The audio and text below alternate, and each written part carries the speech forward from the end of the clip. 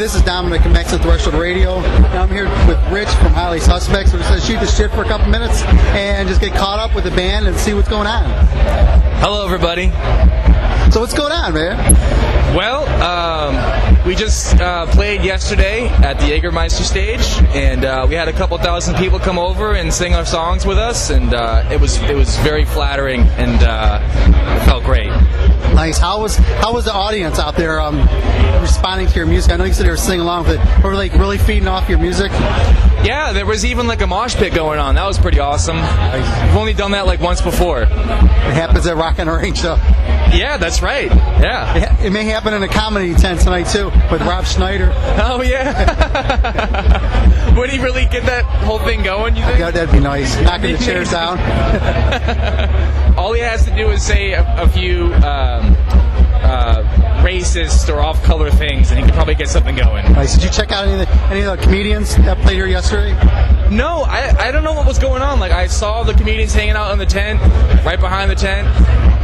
Right behind, like, the little comedian tent that was backstage. I saw them all hanging out there, but I didn't see anybody on performing. And then I went to catch Marilyn Manson. By the time I came back, the whole place was empty. Oh, yeah. So, I don't know. Did it happen during Marilyn Manson? It's like 6 o'clock to like 7:30 or something like that. It's not that long. Okay. And I think I was just totally oblivious. Hey, that's all right. I had to take a nap in the van after we walked around for a little bit. Where are you guys from?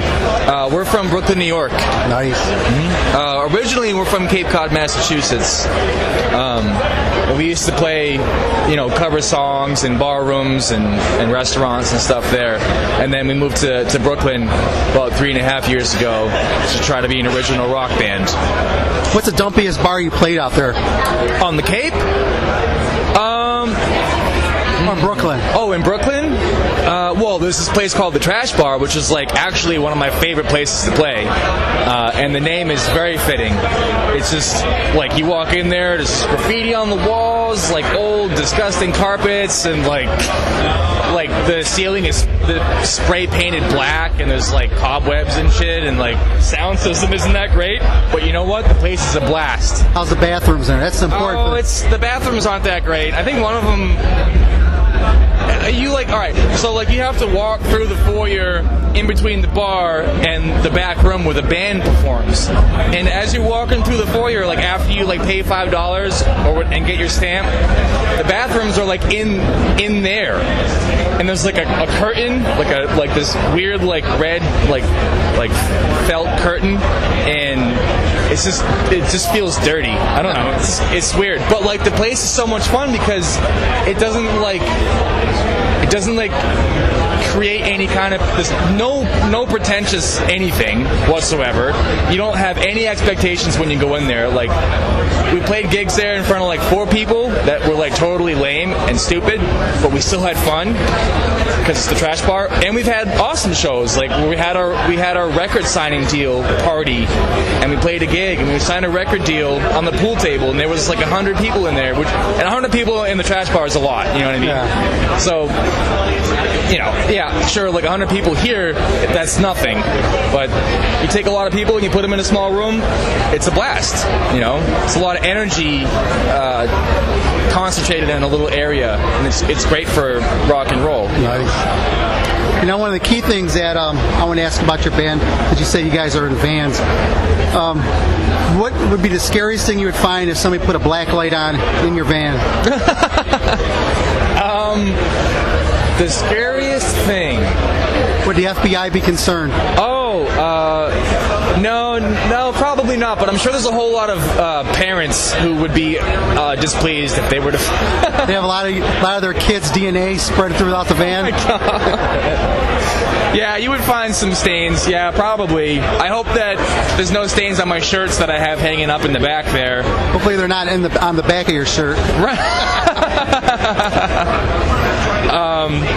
Yeah, we've got like this old like painter's tarp in the back there that we kind of use as a blanket, even though it's not very comfortable. It's pretty scratchy. I don't know if you're familiar with the off-white painter's tarp that you can get at Walmart or Home Depot or whatever.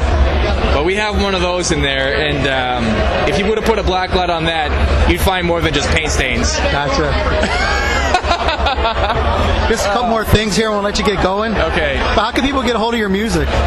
You can get us on iTunes. You can listen to us on Pandora.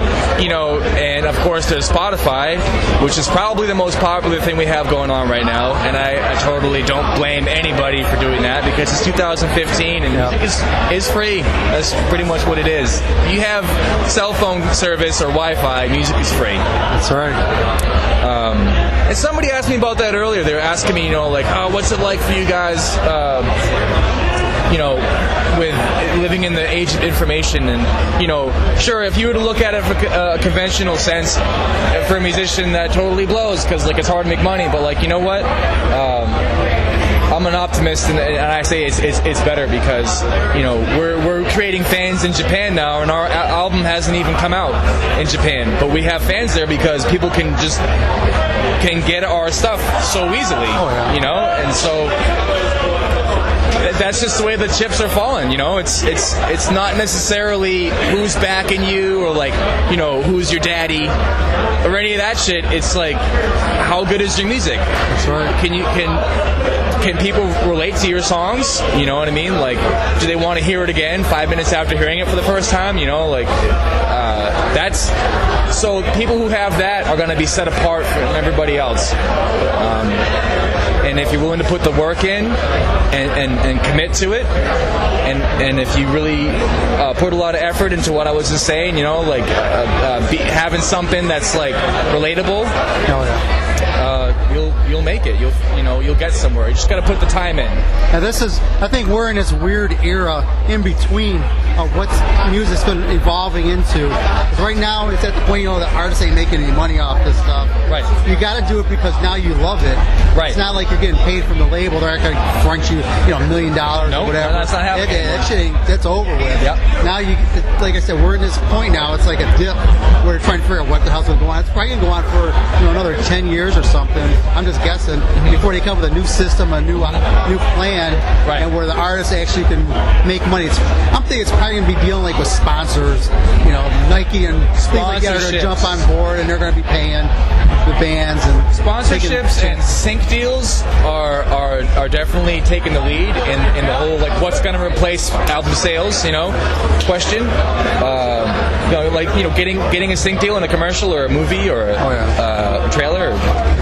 That's huge these days, and also playing live. You know what I mean? It's something that might have been taken for granted. Bands that were playing shows that they didn't make any money off of because they spent millions of dollars on the production.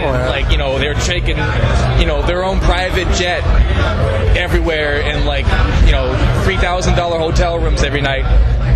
You just have to be smarter. That's all. You just gotta live more humble, and you'll be fine. Here's a question. Which member of your band is most likely to end up with a post-op tranny? A post-op tranny with little hands.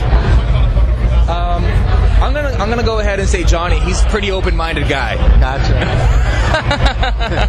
How can people find your website? What's your website? Well, the website's not you can go to it. I think it's highlysuspect.com. Hold on, that's actually a really good question. I'm gonna look it up actually on my Google machine. But the best way to keep up with what we're doing is Facebook, Twitter, and Instagram. Let me just see if I can get the website information for you right now. Oh, this thing doesn't have it.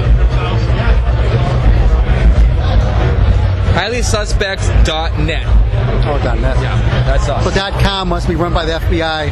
I don't know who owns that. Yeah, that's totally possible. But yes, anybody looking for information on what we're doing next, Facebook I think is the way to go right now. Gotcha. Can you do us a quick favor? Sure can. Can you do a promo ID for a radio show? Okay. Just say your name, the band you're with, you listen to Maximum Threshold, and throw something crazy out at the end of it. Don't put any thought into this. That's the key to this. This is Rich from Highly Suspect, and you're listening to Maximum Threshold. Perfect.